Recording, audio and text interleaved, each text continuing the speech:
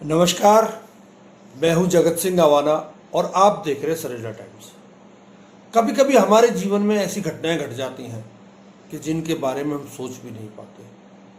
सोचते कुछ और हैं, होता कुछ और है। परंतु कई घटनाएं ऐसी भी घट जाती हैं कि जो जीवन के में हमारी आत्मा को अंदर तक झकझोर कर रख देती है। ऐसी ही एक घटना का जिक्र आज मैं आपसे कर रहा हूं और वो घटना घटी है इलाहाबाद में। इलाहाबाद में अभी पिछले दिनों अतिक्रमण हटाओ दस्ते ने वहां अतिक्रमण हटाया और उस अतिक्रमण हटाने के दौरान एक बच्ची, छोटी सी बच्ची ने अपनी झुग्गी से अपनी किताबें निकाली और उसने दौड़ लगाई। वो उसका वीडियो वायरल हुआ और वो वीडियो सुप्रीम कोर्ट तक पहुंच गया। इस पर सुप्रीम कोर्ट ने भी कहा कि ये हमारे समाज के लिए एक शर्मनाक घटना है। इस तरह की घटना हमारे समाज के लिए अच्छी नहीं है। उस वीडियो ने हर उस जनमानस को झकझोरा जिसने उस वीडियो को देखा। मैंने उस वीडियो को देखा तो मुझे लगा कि इस बच्ची को क्यों ना सरकार या कोई प्राइवेट संस्था ऐसी हो जो पढ़ाने का काम करे और बेचारी दर बदर ना भटके, क्योंकि दर बदर भटकने का मकसद मतलब ये है कि वो झुग्गी झोपड़ियों में रहने वाले लोग हैं। गरीब माँ बाप की वो बेटी पढ़ना चाहती है, इसीलिए वो किताब लेकर भागी। जब कल सुप्रीम कोर्ट ने इस पर फैसला सुनाया तो कई लोगों की आंखों में आंसू आ गए और कई लोगों ने इस पर अपनी प्रतिक्रियाएं दी। किसने क्या कहा, सुप्रीम कोर्ट के जजों ने क्या कहा, और जो ट्वीट करने वाले, इस वीडियो ट्वीट करने वाले लोग थे, उन्होंने अपने तरीके से इस वीडियो के बारे में क्या कहा है, एक बार आपको देखना चाहिए और आप महसूस कीजिए कि ये बच्ची अगर किसी अमीर आदमी की होती तो क्या वो ऐसे भागती या उसे उसकी झोपड़ी को इस तरह से तोड़ दिया जाता। अव्वल तो अमीर झोपड़ियों में नहीं रहता, परंतु क्या उसके घर को ऐसे तोड़ दिया जाता और वो बच्चा, कोई अमीर का बच्चा इस तरह भागता हुआ कभी आपने देखा है? ये हमारे समाज का एक सच है। उस सच को सब लोग जानते हैं, परंतु उस सच को कोई देखना नहीं चाहता।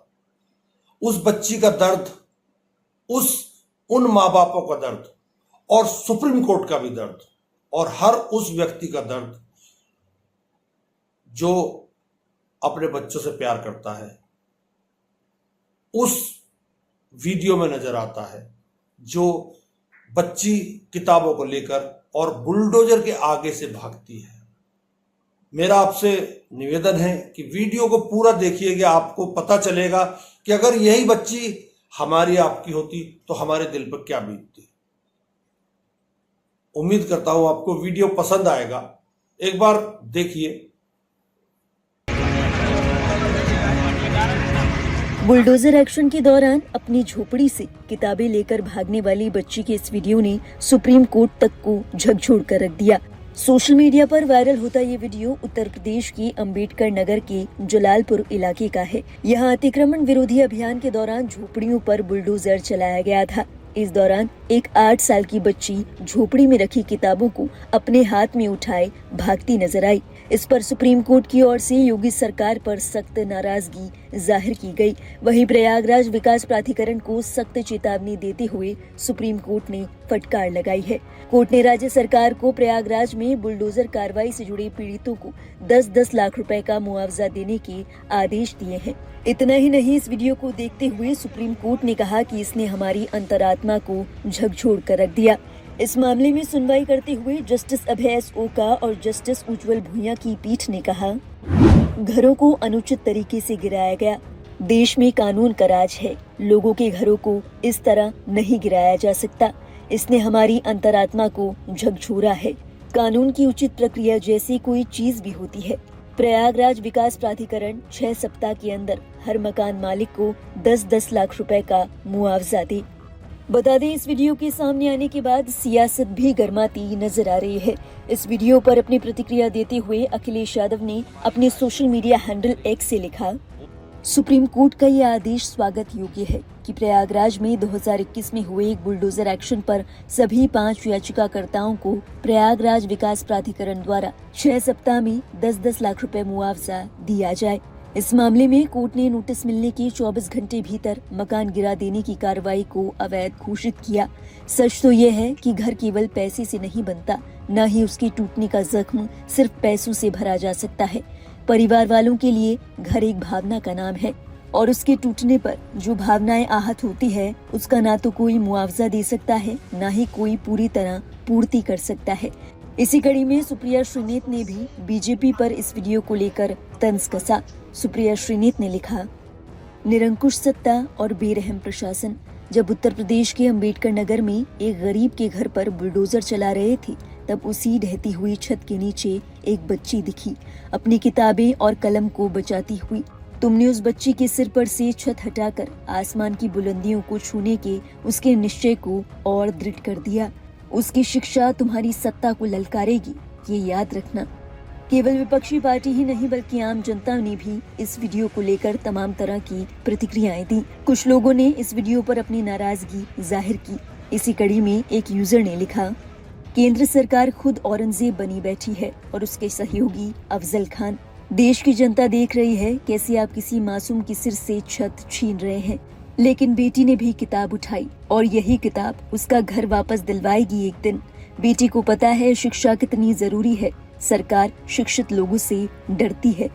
एक अन्य यूजर ने लिखा, हाथ में किताब रखने वाली लड़कियां हार नहीं सकती, उनकी उम्मीद और धैर्य से पिघल जाते हैं कितने ही बड़े बड़े पहाड़।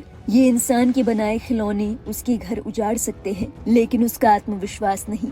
उसका मकान कच्चा था इसीलिए ढह गया, लेकिन उसका इरादा सच्चा है, ऐसे खिलौने चकनाचूर कर देगा।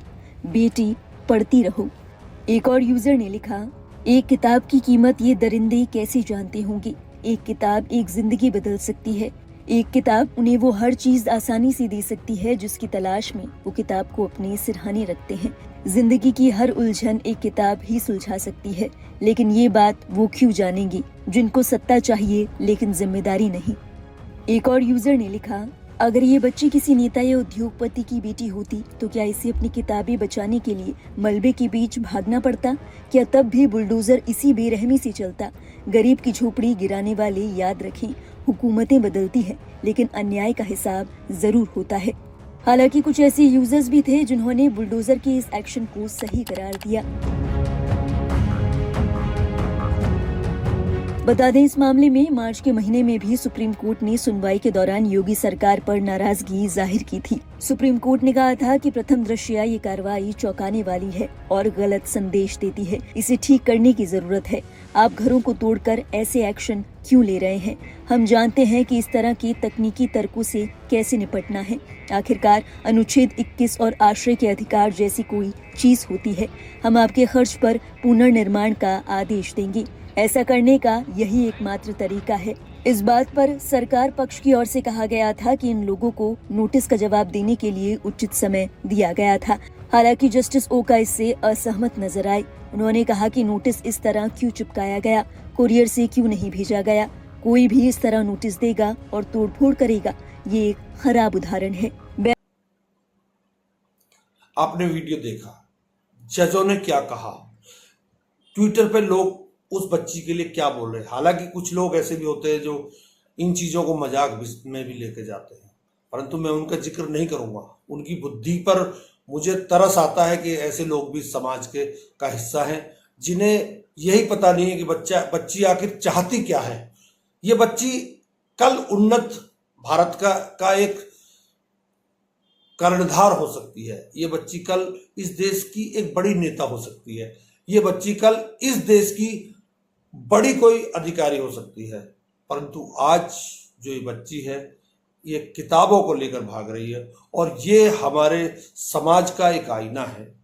और इस बच्ची ने किताबों को लेकर भागते हुए वो आईना हर उस बुद्धिजीवी वर्ग के व्यक्ति को दिया है जो समाज को तोड़ने में लगा हुआ है, समाज में विध्वंस फैला रहा है और समाज में को बांटने का प्रयास कर रहा है। ये हर उस व्यक्ति के मुंह पर तमाचा है। ये बच्ची चाहे किसी की भी हो, चाहे गरीब की हो या अमीर की हो, या ये झुग्गी झोपड़ी वाले की हो, परंतु है तो बच्ची ही। एक अमीर का भी बच्ची होगी और गरीब की भी होगी। तो मेरा इतना कहने का मकसद केवल इतना था कि अगर समाज में ऐसे बच्चों की आवाज हम लोग नहीं उठा पाएंगे तो फिर किसकी आवाज उठाएंगे? समाज कहाँ जा रहा है? समाज का आईना, समाज को आईना दिखाती है बच्ची, एक बार फिर से झकझोर कर रख गई और सोचने पर मजबूर कर गई कि आखिर इस समाज को क्या करना चाहिए और समाज कर क्या रहा है। बहुत बहुत धन्यवाद। नमस्कार।